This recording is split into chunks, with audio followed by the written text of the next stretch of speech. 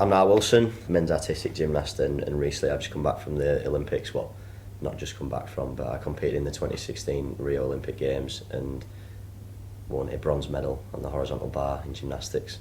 So yeah, and it's across a 16-year journey to get there, and it's been incredible. In those moments, my self-talk's always very positive. You know, I can do this. I've done it hundreds, thousands of times. You know, come on, gear myself up. But then, like I say, you know, the amount of practice and repetition I've put in the gym. You know, I trust and believe in myself that I'm going to perform. And there's no hiding that you do feel very, very different in those environments. And you know, the amount of adrenaline going through your body, you're performing in front of people. It's a different atmosphere, a different environment. There's different people around.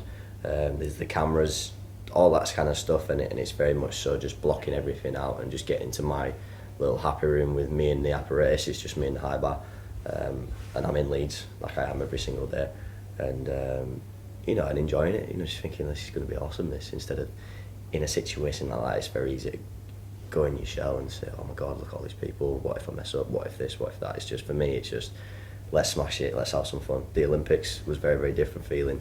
But my process and self-talk was exactly the same as it is, and I nailed my routine, so I'm going to keep doing that. Language, from Nile's perspective, we did change from I can't, it's too long, it's too hard, to I can, and I can. You know, and that was inherent in Nile anyway, but he started using the language a lot more. I can do it, and a lot more, and this was a thing that I said to some of the other guys in some of the other sessions.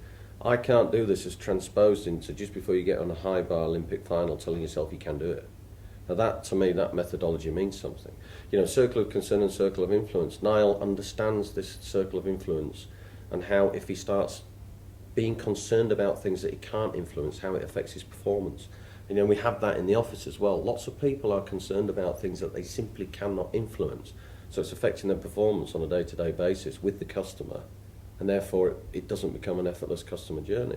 Nile can't affect a lot of things that happen in his life through travel to gyms, to which country he's into, you know, the whole thing around physio and his body and all of that stuff has to happen, but it shouldn't affect his performance. My awareness of that wasn't until recent years, certainly, you know, maybe even the last 2 or 3 years, sort of being 17, 18, 19, and I think, but it's something that it's clicked and it's thought, actually, I've done that since I was 5, 6, 7 years old. I've just not realised that there's a direct correlation between my thoughts and my beliefs and my performance. But now for me it's massive, and I'm really getting to the deep roots of my thoughts and trying to, not just in my sport and my gymnastics, but everyday life, everything, just switching that self-talk and those you know, I think the stat was you speak to yourself 50,000 times a day or something ridiculous like that, and if they're all negative and it's all, I'm tired, I'm bored, blah, blah, blah, you know, how is your performance going to be, you know, just in general day-to-day enjoyment, spitty conversations with people, you having time with, spending time with your family, being in the gym, working hard, trying to really get to the roots of my thoughts and my self-talk and just switch it to the other side of the scale. I've noticed a huge change in my life, not just my gymnastics. Nile gives me feedback and develops me. So there's a recent example the other day. Joanna is at home at the moment and she went out for a walk. So Joanna's quite big on fitness and exercise, and if she can't get to the gym, she went for a walk, didn't she? And she went for a walk in the pouring down rain. So she wore a coat and she came back in, and I kind of went nuts with her. I was about a jacket and it was dripping wet, and why'd she got out in that jacket, and it was ridiculous. And so Nile says, Dad, it's just a jacket that's wet. You know, why are you getting so agitated and wound up and talking to Joanna like that when it's just a wet jacket? And I have to go dry in 50 minutes. I have to go, oh yeah, you're right, Nile. I think he's developing me now. But then as well, I notice it's so much more in other people, because I feel like it's a complete game changer to me. So then the language that my friends use, that my teammates use day to day, I just almost sit back and just smile and just think, you know, how, you know, victim behaviour, negative, aggressive. Being honest, it's changed my life. I spoke about the resolutions, and it doesn't work when you're trying to use tactics to change your life, and I'll start Monday or I'll start on January the 1st, but building your confidence and doing doing what you say you are going to do is very powerful. So as much as, yeah, I probably don't want to get up at 5 o'clock in the morning, do an hour gym session and sweat and be in pain, but the way you feel and how much it builds your confidence at 6 o'clock when you've got up and you've done it, the way you feel then, that's a game changer, because you said you were going to do what you were going to do. You know, like, oh, it could be with anything. I've decided that this phone call is going to be amazing. I'm going to be really positive. I'm going to say it. And after the phone call, you think, oh, actually, you know, and then it's beginning to build that confidence and start deciding to change your life and actually committing. And that's so important. It's not like we spoke in the room. It's never as easy as just saying, yeah, let's do this and do it. It takes a lot of time, a lot of practice over the years, a lot of hard work. You know, people ask me, how do you stay driven and how do you stay motivated? I just reply with, how don't you? The question for me is, how don't you stay driven? Like, why? I want to achieve what I want to achieve. I'm a human, and I can do anything I want. How do you not stay motivated and driven? Like, what's stopping you? To your earlier question tonight. So my in Nile's world, my role is to be his dad. Yeah, my job is his dad. That's my job. That's been assigned to me. He has coaches and physios and nutritionists and psychologists. They have their role. I do the dad role. The reality is the dad role does tip into the other ones because I'm a support mechanism for all the others. So the type of things we're talking about, Nile and I talk about, my work role is to support and help the people that work for me be the best they can be, yeah? And this rechecking each time you do, and I've done it, and I've done it, and I know what it's like. When you come to your 40th call of that day, that's the 40th claim that you have done, it's been a pretty tough day, and one or two things might not have gone right. You know, how do you get to that 40th customer? You know, recheck yourself, and that customer, it's the first call they've done, but it's the 40th one you do.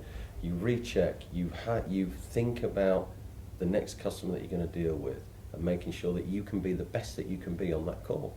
And a lot of that is about self-talk, because if you're telling yourself, I've had 30 rubbish calls and now this ain't gone right and I couldn't get the art and I couldn't get the this and I couldn't get the that, the 40th person that rings you're going to get the back of all that.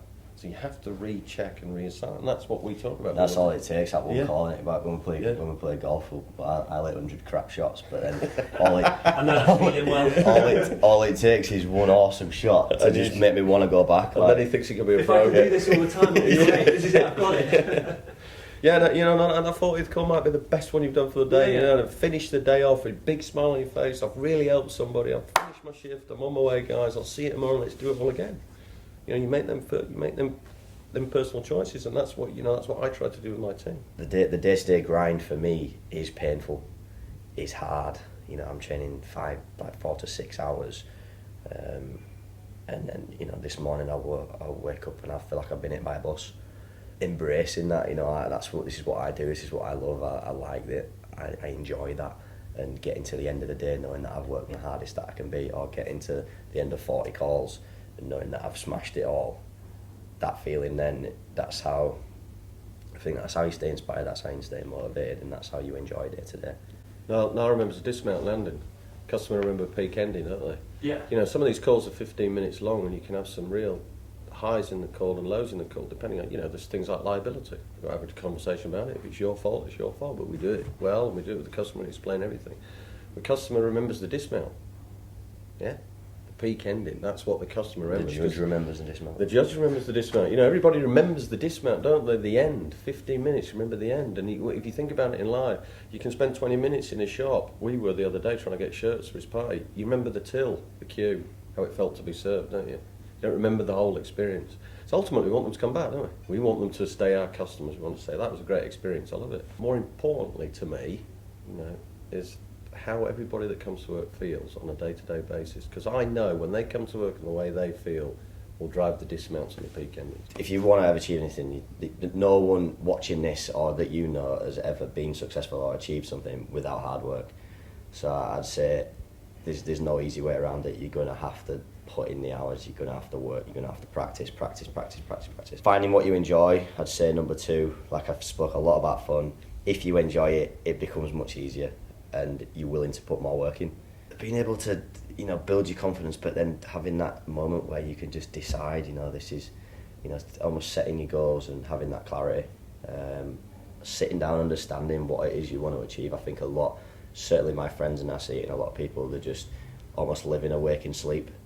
Well, I mean, they go day to day with no aims, no goals, nothing. It's just, yeah, I'm at this job, I do what I do, and I can't wait for the weekend till I have a day off. Do you know what I mean? So sitting down and really understanding what it is you want, being clear, and that, I think that will affect the first two that I said, the hard work and the enjoyment, because if you've got a clear end goal and clarity of where you want to be, you know then, right, how am I going to get there?